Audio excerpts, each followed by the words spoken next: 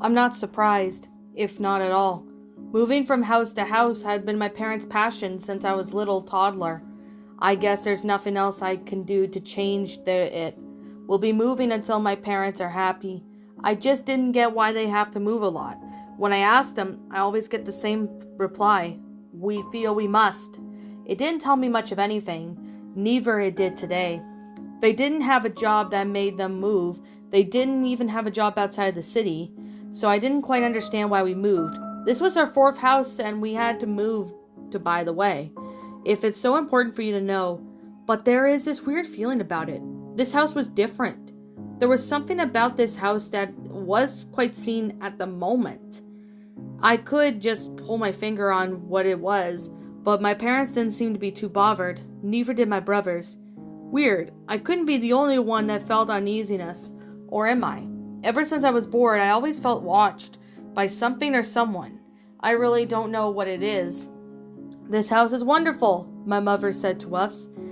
I didn't know if I should have agreed with her, but the rest of my family seemed to do, so I guess I had to do it as well.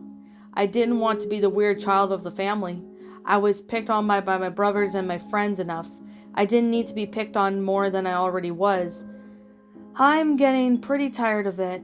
All I really did was chores my mom ever told me to do, and it was enough punishment. We went outside of the house, and it was completely different from the outside. I actually liked it a lot. The house looked old, dirty, and seemed to collapse at any moment. But on the outside, my gosh, it felt like I just stepped into another world, from a dark, gloomy world outside to a colorful, cheery world on the inside. I saw some good furniture in the house. I never had one in the other houses, since I knew it would be we would move in half a year later. The furniture was still there. I guess the first owner didn't have any ideas on selling them. Must have been a rich fella. We always needed to sell our furniture when we moved, and buy new ones for the next houses. But thanks to this house, we saved some extra money, and maybe my bratty brother gets happy for once, and will finally shut up for some months. I would already believe in God if that ever happened. My mother and father went upstairs to look at our bedrooms. My brothers and I went outside to look at the backyard. It was beautiful. A big pool, a barbecue stand, and a hot tub. Now I really believe in God. There is the tree house, and the list goes on and on. I could continue as my heart desires if I wanted to, and I would guess my brother went to the pool. They quickly got changed into their swimwear and jumped into the pool. All four at once. I am glad I didn't stand too close to them, or else I would have looked like a wet dog. But as soon as I looked at my brothers having their little fun time at the pool, I heard a click sound coming from behind me. Nothing was there. I looked. Hey Jenny, hearing ghosts? My brother yelled after them. I looked back at him with an annoyed face. No, I don't, I yelled back, a bit irritated, but decided I already knew just to ignore my brothers. Just as my mother said, they were in a state of adulthood. Yeah, it's not enough to describe to these imbeciles, but once more, I heard this click noise again. Now it sounded louder. After the click noise, I decided to go elsewhere where the noise came from.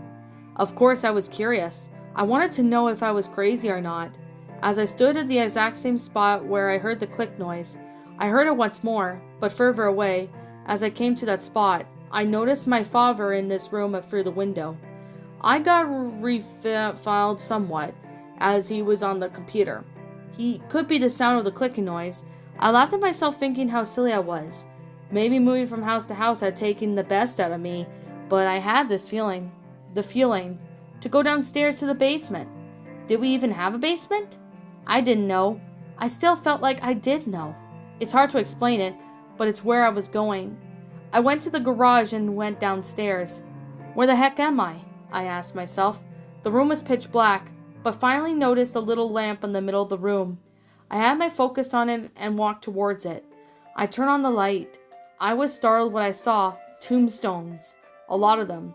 As I walked towards the tombstones, I noticed it was families, toddlers, teenagers, kids, adults, and elders. I shivered with fear. How did I know this was here? Fear, in fact. I ran up the stairs to my parents. I immediately told them what I saw. They just laughed and said I was tired and that I should go to sleep. It was late at night, so I agreed with them. As I lay in bed, I couldn't sleep. What were those tombstones there for? Was it the first owners? I had no idea. I began to slowly get more tired and eventually fell asleep. Days, weeks, and months went on as normal. When I was about to turn 18, I was excited and couldn't sleep that night. I was so nervous of what was in store for me.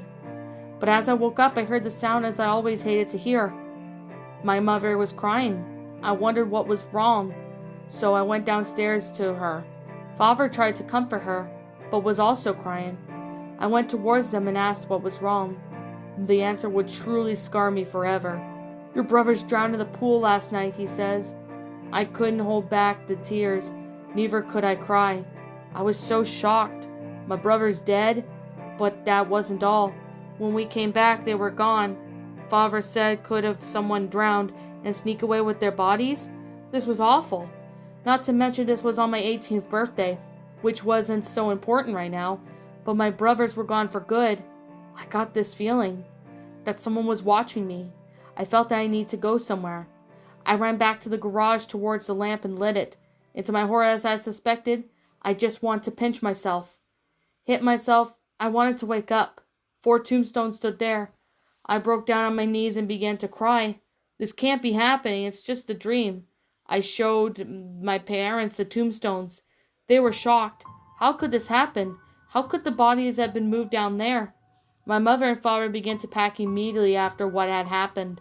The death of my brothers, the bodies had moved down to the basement, and the tombstones were nowhere with their name on it. We would go insane if we stayed longer in this house. A sudden heat struck me. Also, the smoke. I ran downstairs to see what was going on. My parents were in the middle of a sea of fire, screaming in terror. All tried to my power to stop the fire, but it was hopeless.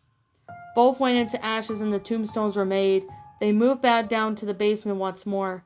I shivered. I didn't go down to the basement this time. I tried to run outside to get the heck out of there, but my door was gone. There was no way out of it. I shivered and went down on my knees in fear. I didn't want to eat at all. I was left. At the end, I died of hunger. A tombstone was made for me too, but I didn't move down to the basement as well. Instead, before I did, a blue box popped up as the text read follows: You have no Sims left in your household. Quit this household and make a new family.